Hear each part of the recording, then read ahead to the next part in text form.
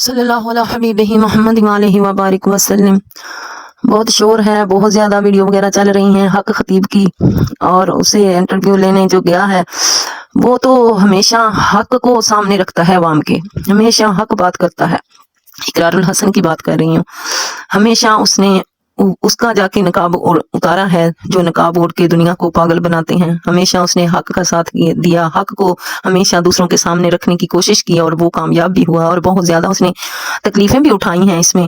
تو اس وقت وہ حق خطیب کے پاس پہنچ چکا ہے، جو کہ حق خطیب اپنے آپ کو سچا ثابت کرنے میں ناکام بھی ہو رہا ہے، اور دھمکیاں بھی لگاتا ہے کہ یہ کر دوں گا وہ کر دوں گا۔ تو کرنے والا تو اللہ پاک ہے نا، جو بھی چاہتا ہے کہ میں یہ کر دوں وہ کر دوں، لیکن وہ اللہ کی مدد کے بغیر تو کچھ بھی نہیں کر سکتا۔ ہاں، اللہ پاک جس کو بے باک چھوڑ دے تو وہ کفر کی حد تک پہنچ جاتے ہیں۔ اللہ پاک نے ہمیشہ اپنے بندے کو اپنی بندگی کی طرف بلایا ہے کہ میرا بندہ میری فرما برداری کرے، میری بندگی کرے، اور پھر اللہ کی رضا جو ہے وہ بندے کی رضا بن جاتی ہے، اور بندے کی رضا اللہ کی رضا بن جاتی ہے۔ جب بندہ جو چاہتا ہے اللہ تعالیٰ وہ کر دیتا ہے، جب بندہ اپنے رب کا مکمل ہو جاتا ہے۔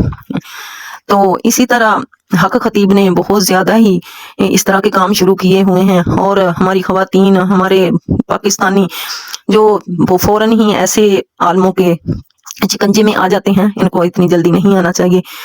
یہ ہماری خواتین بھی بہت جلدی جاتی ہیں، جہاں کوئی بتا دے فلاں دم کرتا ہے، پتہ نہیں اس کے پاس کوئی صحیح طرح اس کو بسم اللہ بھی پڑھنی آتی ہے یا نہیں، لیکن ہماری خواتین وہاں پہنچ جاتی ہیں اور اس کا خوب کام چمکا دیتی ہیں۔ تو ان کو ایسا نہیں کرنا چاہیے، اپنے رب کے سامنے 2 نفل ادا کر کے نماز پڑھیں اور اپنے رب سے مانگیں، انشاءاللہ اللہ تبارک تعالیٰ ضرور دیتا ہے۔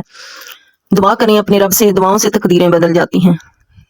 اگر ازمائش آتی ہے، دکھ آتے ہیں، پریشانیاں آتی ہیں، مصیبتیں آتی ہیں، تو یہ بھی ہمارے گناہوں کا ازالہ ہوتی ہیں۔ تو اللہ تبارک تعالیٰ کبھی بھی بندے کو مایوس نہیں کرتا۔ اگر دنیا میں اس نے اذیتیں اٹھائی ہیں، پریشانیاں دیکھی ہیں، تو اللہ تبارک تعالیٰ آخرت اچھی کر دیتا ہے۔ ہمیشہ اپنے رب سے مانگنا چاہیے، ایسے عالموں کے پاس نہیں جانا چاہیے جو کہ پکھنڈ کر رہے ہیں اور خود کو کفر کی حد تک لے گئے ہیں۔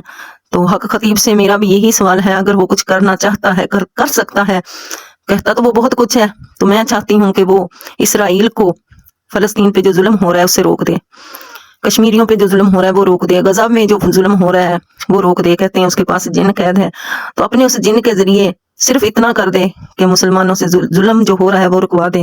بچوں کو گاجر مولی کی طرح کاٹا جا رہا ہے، بہت زیادہ بمباری سے مسلمانوں کے بچے، فلسطینی بچے بہت ہی بے دردی سے شہید کیے جا رہے ہیں، اور جو زخمی ہیں ان کی تکلیف کا تو اندازہ ہی نہیں ہے کہ وہ کس اذیت سے گزر رہے ہیں، کیونکہ وہاں علاج مہیا نہیں ہے، ڈاکٹر مہیا نہیں ہے۔ ظلم و ستم اس حد تک ظلم بڑھ چکا ہے کہ برداشت سے باہر ہے، لیکن کوئی بھی مسلمان اس کو سمجھنے کے لیے تیار نہیں ہے، کوئی بھی مسلمان اس کو محسوس نہیں کر رہا۔ 2-4 دن بات کر کے اب خاموش ہیں سب۔ تو میری سب سے یہی التجا ہے، اور حق خطیب سے بھی، کہ وہ اگر کچھ کر سکتا ہے تو وہ ظلم رکوا دے، اور اگر اقرار الحسن کو اگر جھوٹا کرنا چاہتا ہے تو وہ اسرائیل کو ظلم سے روک دے، تو پھر شاید وہ سچا ہو جائے۔